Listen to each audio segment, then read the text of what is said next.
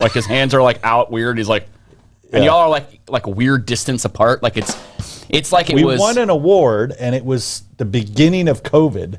So this was not a 6 feet apart moment. I'm not buying that for a second. You think it was? I don't know. I think you're fibbing. I think it was. I don't even know. It's like somebody took the picture before y'all were ready to take the picture. So it's like this awkward moment before you're like, are we going to take the picture? Should we like move in closer together? And then, I don't know, but Ray's a much better looking guy than that picture shows. And the name of the place is Darr Checkow. So like we got to make sure that Checkow gets a little love in that. We need to have him on the show one day. I've threatened him numerous times to come on the show. But wait, threatened? I said, hey, you need to come on the show. It would be his privilege. Well, I don't understand. Well, I don't know. He said he's busy doing other stuff. Okay. I'm going to text him. Text him right now. Yep. So today we have a special guest on the show, my friend Wayne Irwin, who owns Pure Energy Solar. And also, he owns a radio station, 90.1 The Wombat. And I was listening to 90.1 The Wombat this morning while I was doing a little work. What is it?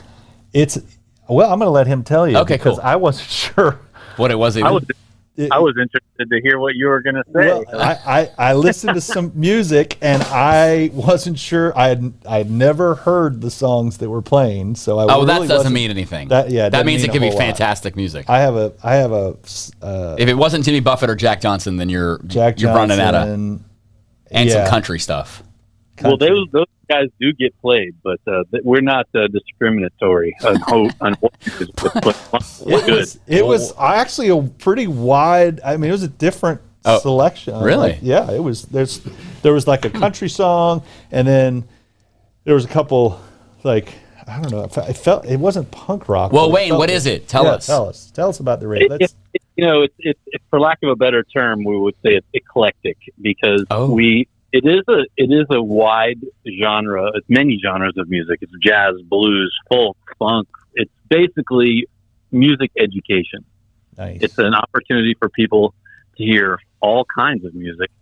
In particular, there's a lot of local music that gets played. And it's not to the point where it's all in a row. It's mixed. So you're going to hear a jazz song and you're going to hear a pop song that you know, and then it's going to be followed by maybe another song you don't know. Yep. And we've had some great, fun feedback. I think one of my favorite stories is 3 generations of a family sitting at home listening to the radio, for those that actually still have an antenna, because radio's gotten so bad. But they were sitting there playing Name That Tune. Oh, and nice. And they each were, familiar with what was playing, but, not at the same time. And then there were the few that they didn't know. And it was just like a really fun story to hear. And the radio station was a family event. That was something that was special to us. That's cool. That is cool. So tell everybody a little bit about your background. Obviously, I know you as the Pure Energy Solar guy. You put the solar panels on our building there at the office. And tell us a little bit about you. Well, I was born very, very young. Steve Martin, and we don't even know it. Yes. Thought his name was Wayne Irwin. So I'm an electrical engineer by degree, and then I have been in Gainesville for many, many years, and I was working as a broadcast engineer for quite a number of those years, and just wanted to do something that I felt was not just interesting to me, but was what I thought was important to me. And so I always was fascinated by renewable energy. And I think about 15 years ago or a little more, I started delving into the solar industry and the world and learning about it, and started building my off-grid home. And upon doing that, I just realized that this is what I want to be doing. And so I started Pure Energy Solar. And my wife joined along, and we've grown the company, and are very fortunate to have been doing business the way we want to do it all these years, and with great staff, and we just try to do the best we can every time we try, and we fortunately have developed a really good bunch of clientele, and I would say is all the marketing we do, word of mouth, and being in Gainesville and being a good company sells itself and keeps us going, and we're really grateful for that. And you live in Gainesville, you become part of the community, you want to give back to the community. We've always done that, and when the opportunity presented itself to acquire a low power FM radio station that covers the Gainesville metro and play local music and tailor to the community, it was sort of like just made sense. And not that I didn't have enough things to do, but Well, you know what they say, right? If you want to get something done, always give it to a busy person, right? Amen. They'll find a way to get it done. I will tell you that the story that I am most familiar with solar was when you decided we were looking into putting solar on our building, and I remember, we called Wayne and said, all right, well, give us the story on this. What is this? What are the numbers on this? Right. And he came in and had put together this presentation, and I remember looking at this thing going, the numbers they almost looked too good to be true. Really? I'm like, I'm looking at these numbers going, holy cow, the return on this is insanely good. And Wayne, and I remember saying, is this, what can I what's the expect catch here? Yeah. What is this, whatever. And he says, well, those are actually sort of low. Really? And I went, really? He says, yeah. He says, I can't promise anything. Sure. But and you know what, Wayne, you were right. I mean, those numbers that you gave us were low, and the return that we've gotten from our solar system has been just awesome. So, and they do a great job. So that's cool. been my own personal experience with them. So that makes my heart sail. I mean, it's really, that's what we're in this for, is to make energy. Yeah. And you're absolutely right. We always try to give low numbers because we'd rather people be pleasantly surprised rather than disappointed. Sure. Yeah. And the fact of the matter is we can't control the sun. And if we have a year of drought, you're going to see numbers crazy production. But if we have tons and tons of rain, well, then you're going to see a lot of flooding and low production. Yeah. So, but the gear that you have too is what we pride ourselves in, and always using the best of what's available, and 25-year warranties, and it's just good stuff. And how many times have we been there to fix it? We don't have to fix it because it's the good stuff. Yeah. Yeah. No, I'm so interested in this. Like, I know nothing about this application as it relates to like putting it on my house or putting it on our office or. Yeah. So tell us a little bit about that. Is residential the way to go? Commercial? Who's a potential? Yeah. And what are the things that you hear when they come to you? Like, what are people's biggest questions as it relates to this? Well, everybody's got a different story and a different goal, and that's what we always try to figure out. It's what is your goal? What's your objective? And often, people think that they want to go off grid, but they don't really know what that means. But the fact of the matter is if you have a high electric bill and you're going to stay in your location for more than 5 years, okay, that's a no-brainer. Then you're either going to give that money to the electric company or you're going to put a solar system on your roof. And the way that the solar works is you don't have to have a battery system. You don't have to have a system that stores energy for you. You just have a system that produces power. You use it. And if you don't use it all, let's just say it's on your business, for example, and the business is closed on the weekend, and the system is producing a ton of energy, but you're not using it. That energy goes back to the utility company. The utility company records that energy and gives you kilowatt hour value, so a non-monetized dollar for dollar credit. And if you don't use that credit the next day, it rolls over to the next day and to the next month. So it's possible that you end up let's say it's spring, and your system's producing a ton of energy and you're not using it because the windows are open, the air conditioner's not working as hard, et cetera. And so you end up with hundreds of kilowatt hours of credit, then rolls over from month to month until you get to June, July, August, where you're using the air conditioning, you're using the energy that your system's producing and chipping away at the credit that you've accumulated. So that's what's called net metering. And net metering basically allows the utility company to take your energy and sell that energy to your neighbor.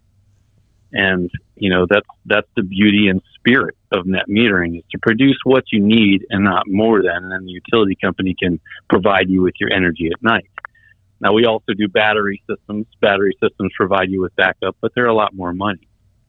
So most customers, I'd say probably 75% of our customers, are just looking to lower their bill and or eliminate their bill. And that the pricing of solar, historically, way back when we started was like $10 a watt.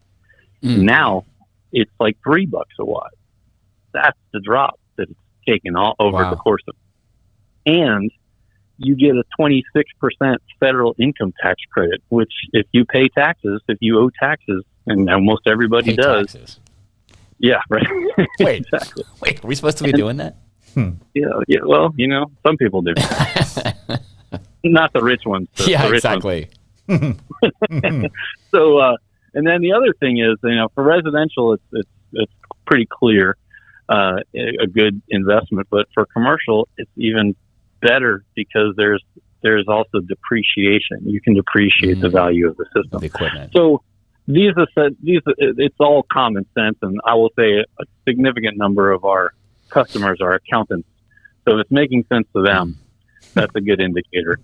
And so that being said, that the idea of solar makes sense, and then locally, a lot of people are looking for somebody local, because if there is an issue, they want somebody to fix it. Mm-hmm. All right, I have questions. So, I have questions as though I was a customer, because I'm interested in this. Okay, I do. I'm looking at a picture that shows a home, and there's panels on it, and you're wrapped sort of trailers in front of it. I have to replace that roof at some point. Do you come and remove those panels so that I can do that? We do, but one of the things that we look into prior to getting on the roof is the condition of it, because a roof lifespan, if it's an asphalt shingle roof, is going to be somewhere in the range of 20, 25 years. Right. So if you put a new roof on and then you put solar panels on top of it, that roof isn't going to get worn and get the beating by the sun as any other roof would, because it's protected and covered by solar panels. So it'll last a lot longer. Oh. If it's already in good condition, well, then that's the way to go. Some people, look at do the math and think like, well, my roof's still good for another 15 years. And so if I put solar on it, it'll last that much longer. And it's true, but the other section of the roof will still need to be replaced. And, sure. And usually people want to do the whole thing. So in that case, it can be an additional expense, and depending on the size of the system would affect how much it costs for us to come and remove it and put it back on. Cool. The battery backup system, can that be used as like a whole house generator type thing? Yeah. So for instance, I live completely off the grid. I don't have a utility connection. Simply, we have acreage. And when we initially were building the home, I inquired with the local utility company, which was GRU, and they wanted to charge, I think, somewhere 10 to 15 grand to run power to me. They wanted a 30 or 40 foot easement, and for me to clear a long swath of forest in order to get the power poles back to me. And so I said, never mind, and started building a solar array before I started building the house. Wow. And so as time went by, we added more solar and added more batteries until finally got to the sweet spot in which we don't really have any issues or power failures, and it provides all of the energy to our home. We have air conditioning, we have everything that your house has, and even a pool. And so it can be done.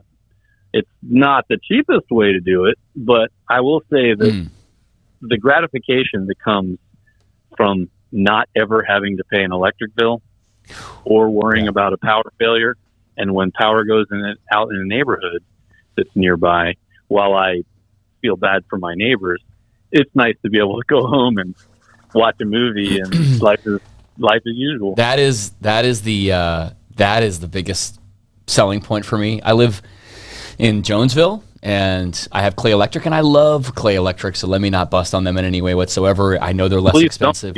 I like them very much. We love Clay Electric. They are a really, really nice group of people. We love them. And actually, Sean Morrison, this guy, posted a comment here asking if you get net credits if you have Clay Electric. Do they also do a net credit program? Net metering? They do, and they're a co-op, and co-ops don't have to adhere to the Public Service Commission guidelines, but they do it voluntarily. And so it's very reasonable. It's a fair deal, and that's what they do. They're cool. Very fair. Yeah. So, but in my neighborhood, John, like, you know where your power goes out, it's days. Dude, a flea farts in my neighborhood. There's 20 houses in this neighborhood. We are the last ones to get fixed. And so I will say that those linemen, especially the Clay guys, I mean, Jerry, you as well, those guys are heroes. Those guys and I know it. I mean, it's not their fault. Oh, not at all. It's just, I live in a small neighborhood, and so they're going to run the numbers. If there's a power outage in some way, they're going to fix the place that's going to fix it. That's going to clear 500 houses or 400 houses, and we're just always down on the bottom.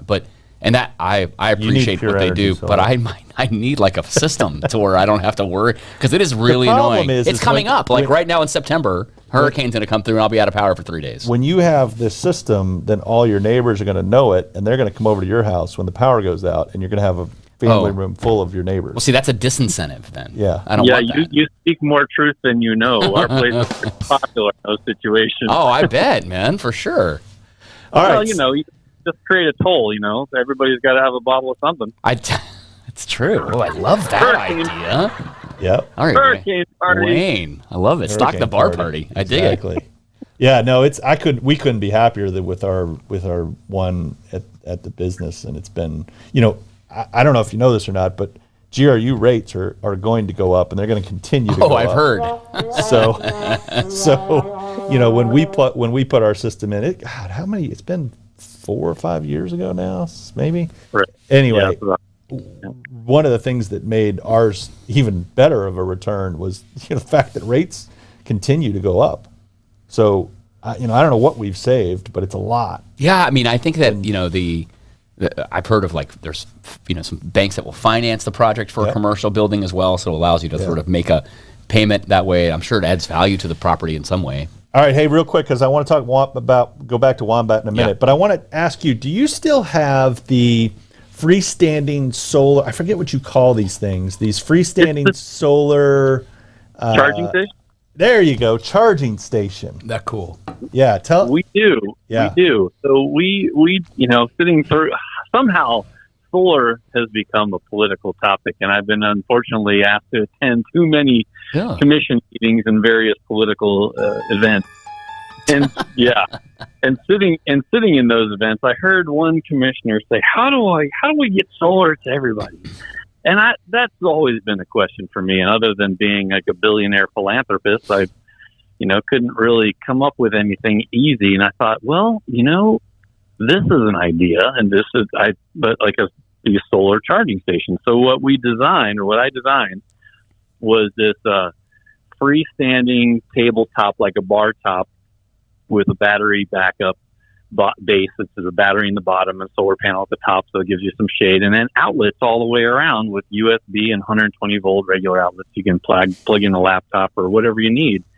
And I built a couple prototypes, and then we started getting orders for them. We now have been selling these things around the world. Wow, really? Oh yeah, and then we developed a bench, and so we're selling them to municipalities for a variety of purposes, parks and recreation and bus benches.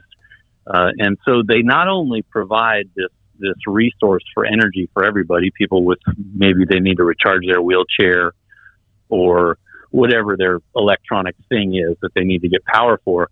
But after a catastrophic event and the grid is out, these still are operating. That's cool.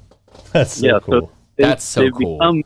They've caught the attention of emergency management.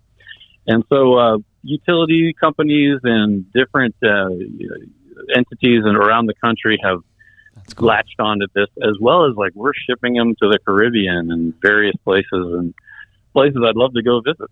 Yeah, I'll go in to install it with you. I don't know anything about electrical. The installation is you just drop it off and turn it on, probably. Is that what you're saying? But now you got to ride to Jamaica. One to Jamaica, I'll go with you. So all I'm saying, I will figure out. Hold on, before we get You'll to the- need a risk management professional. Okay, before you get to the radio station, though. Yeah. Okay. What? All right, Wayne, what's the future of solar? Because I Yeah, feel like this has good just question. gotten That's a good huge question. over the last 10 years, right? Yeah. Even bigger. Yeah, well, I mean, the future of solar is sort of unforeseen. I feel like the wave hasn't even begun to crest yet because the fact of the matter is, if you believe in it, there's definitely some climate change going on, in my opinion, and we need a cleaner source of energy, and this is one of them. I mean, utility companies have caught on. They get it.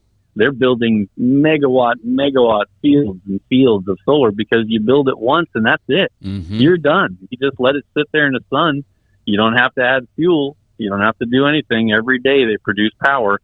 No moving parts, just electrons. And so it's going to be continuing to grow. The thing that bugs me is when utility companies like Duke, FPL, and all these huge companies try to make it harder for residential and private entities to have their own solar. And they want to sell you the energy, but they don't want you to have your own. And so as long as we can sort of keep a throttle on that and not allow politicians to allow these giant corporations to take charge and change the laws on us, which they tried to do, then we should be able to all have solar and provide cleaner energy for ourselves and, the future, as well as save money, because, burning stuff to keep our lights on just really doesn't make sense. That's cool. Mm-hmm. That's exciting. All right, so we got 5 minutes to talk about the Wombat. Yeah, the Wombat. How did you? He said he was a sound engineer. Is that what you said for a while too? Yeah. Broadcast engineer. Broadcast engineer. I've always loved music. Music's been a critical component in my life, and gets you. You think about, you hear music, and it reminds you. It's like a time traveling machine. You can take you back to another time and place, and if you hear the right song at the right time, it can make you laugh or cry. And so music is very important, and I feel like this community, believe it or not, a college town, doesn't have a station that appeals to the local community. There is another low power FM, and there's a couple of them, and I think they do a good shot at what they can. But it's all about, with low power FMs, where your antenna is, because your antenna, if it's remotely located on the edge of town, you're only going to capture the edge of town. But fortunately for us, the location of our tower and antenna is right in the middle of town. So it covers all of Gainesville, and it's been a really fun endeavor that has been propelled by local people supporting it. And a bunch of friends got together, and we've kicked in a bunch of really good music, very eclectic, but not trying to be only one type. And you're going to hear the Eagles in there. You might not hear Hotel California, or you might, but you're going to hear all the B songs. You know what I'm saying? Mm-hmm. Yeah, I love that. Yeah. Well, we play requests too. We need to write about this. Has got to be something we put in our town. For sure. So I own Our Town magazine here in town, Tower Publications, and this is a perfect reader interest story for our reader, like human interest story for our readers.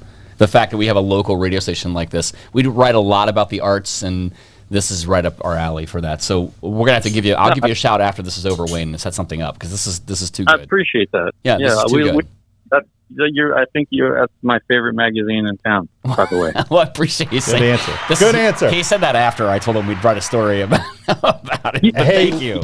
Hey, Wayne, I'll tell you something you don't know. You already wrote a story about my off-grid home. About your years what? ago. Our off-grid home. Or his off-grid home. Oh, yeah, we did, actually. We did do that. I remember that story. Yeah. Okay. I do remember that. I just reminded you. We took a bunch of pictures, too, I think, didn't we? Yeah. I remember that. I remember really this. Nice article. Yeah. Hey, I'm going to put in a request to be played on the Wombat. Do you guys take requests? We absolutely. You name it. We're not afraid. So have you ever heard of the band Whiskey Jones? Oh, no. Don't listen to him. So Charlie is in a band called Whiskey Jones. And they have two. I wonder if you can even play that on a radio. Probably. Well, I mean, I think we're a cover band, so we don't want to play bad versions of the original songs. He has the original songs to play. You guys need to record "Foggy on the River." Foggy on the Riffer. Is a. Remember we wrote that one night on the river on my dock. We did write. We have some originals. One song. We'll have some. Do you have any other originals? We actually are working on a few originals. Yeah. There you go. So maybe at some point I'm requesting Whiskey Jones and anything those morons come up with. Yes. Well, you guys need to submit your music because we can't play it if we don't have it. We're interested in the success of the Wombat. We don't want to ruin it for you, so we're going to wait a while. Yeah, if it tanks. If nothing else, we've learned that we have all kinds of listeners. So that's true. All right, yeah. Good. No, they're actually good. They're actually good stuff. Well, hey, anything else you want to tell us, Wayne Irwin, about Solar or the Wombat or I don't know, anything else? Well, the only thing I have to say is everybody be kind to each other. Amen. And we're in a crazy time right now. So take care of each other, be patient, and wear a mask. Wear a mask. Well said, Wayne. Get vaccinated. Yeah, we stirred up over here. We all this political stuff, we're not afraid. We'll talk, No. I don't know how wearing a mask is political, because to me it's not. It's just common sense. Yeah, I've had a cold in like 2 years, so I'm happy about that. I think I might keep wearing it. You might. I know, right? Yes, exactly. Well, great advice, Wayne. Thank you. Good you. advice. Yeah. Hey, thanks so much for being on the show. We appreciate it, and I know I've learned a lot, and my partner here has learned a lot, and he probably will be calling you for a solar system to go on his house because he hates his paying bills. Oh my God, to Clay Electric. I hate it. And sounds good. We'll connect you to fun. Thanks, guys. Awesome. Thank you. All right, Wayne. man. Take care. Bye-bye. So that was great. Wayne Irwin with Pure Energy Solar and the Wombat. You're absolutely right. That was perfect. And what a great topic, I think. Yeah. We didn't even, dude, so there's, Elio, remember you saw this? There was like this whole like YouTube, I don't know, there's like a thing called Solar Frickin' Roadways. Have you heard of this? Mm-mm. I don't know. Have you heard this? Yeah, Solar Frickin' Roadways. It's like a... Solar Frickin' Roadways. It's like this concept of taking the current road system that we have in the United States. I didn't want to bring it up because it sounds ridiculous, but... Yeah. And I think it's somewhat fantasy, but it's also one of those science fiction things where you're like, man, if we could do a little bit of this... It's basically taking every blacktop highway, the interstate highway... Make it a solar panel? And turn them into solar panels, and how much power you would generate. Oh, yeah. It was crazy, the concept behind it. And then I wanted to ask him, but I didn't want to bring it up, but Tesla has invented these tiles, these roof tiles, that replace your current roof system with a roof tile that looks like a regular architectural shingle. It's not. But it's really made of glass, and it's actually a we need to have him back for solar panel. I thought that was kind of cool, but I don't know how much of that is I think it's $100,000 for the roof, so it's like a ridiculous. We just need to have Elon Musk. We need to have Elon Musk. Yeah, next week on the show, Elon Musk. I'll tweet him. So make sure you guys stay tuned for that show because... we might have a bandwidth problem if we can get Elon Musk. If we have him on here. set, though, he's going to want it. Well, he's going to want to. Yeah. But anyway, hey, thanks everybody for watching. It is, what day is it? Tuesday. 10th. August 10th. August 10th. Yeah. So 8/10. At least you know what day it is. If you learned nothing else today from our show. My birthday's in 3 weeks, John. Mine too. 3 weeks. I'm so glad you reminded me. Yeah, his is in 3 weeks and 1 day. We learned the other day that it's a day apart. I didn't want to bring it up. I was trying to downplay that. I'm going to be a little older than Elio still. Yeah. Hey, I want a lobster. He's catching up, though. You want a lobster? All right, I'll bring you a lobster. Yeah, where are some lobsters? Hey, thanks for watching. Y'all be good. Take care. We're out. See ya. That was good.